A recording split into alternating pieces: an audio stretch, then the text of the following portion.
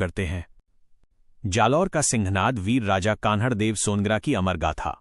रेगिस्तान की तपती रेत, ऊंचे पहाड़ों पर बना स्वर्णगिरी दुर्ग और हवा में गर्व से लहराता राजपूती केसरिया ध्वज, ये कहानी है भारत के उन वीर राजपूतों की जिन्होंने अपने स्वाभिमान और धर्म की रक्षा के लिए मृत्यु तक युद्ध किया। ये थे सोनग्रा राजपूत। सोनग्रा राजपूत अग्निवंशी चौहान राजवंश की सबसे वीर और प्रसिद्ध शाखाओं में से एक माने जाते हैं। उनकी उत्पत्ति राजस्थान के जालौर दुर्ग से हुई, जिसे प्राचीन समय में सुवर्णगिरी कहा जाता था। समय के साथ यही सुवर्णगिरी सोनगढ़ कहलाया और वहां के चौहान राजपूत सोनग्रा चौहान के नाम से प्रसिद्ध हुए। सन 1181 के आसपास चौहान शासक कीर्तिपाल चौहान ने जालौर पर अधिकार स्थापित किया। इसके बाद सोनग्रा राजपूतों ने राजस्थान की धरती पर अपनी शक्ति और वीरता का परचम लहराया। गोत्र, वत्स, वंश, अग्निवंश।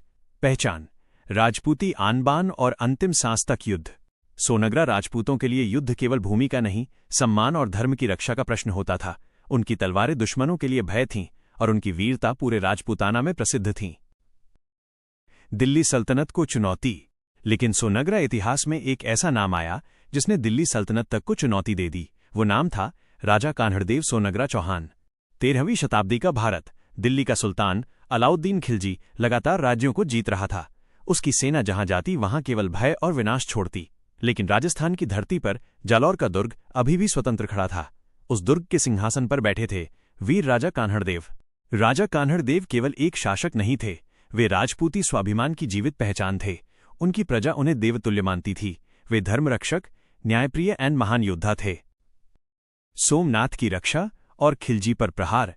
एक दिन समाचार मिला कि अलाउद्दीन खिलजी की सेना गुजरात के सोमनाथ मंदिर को लूटकर लौट रही है।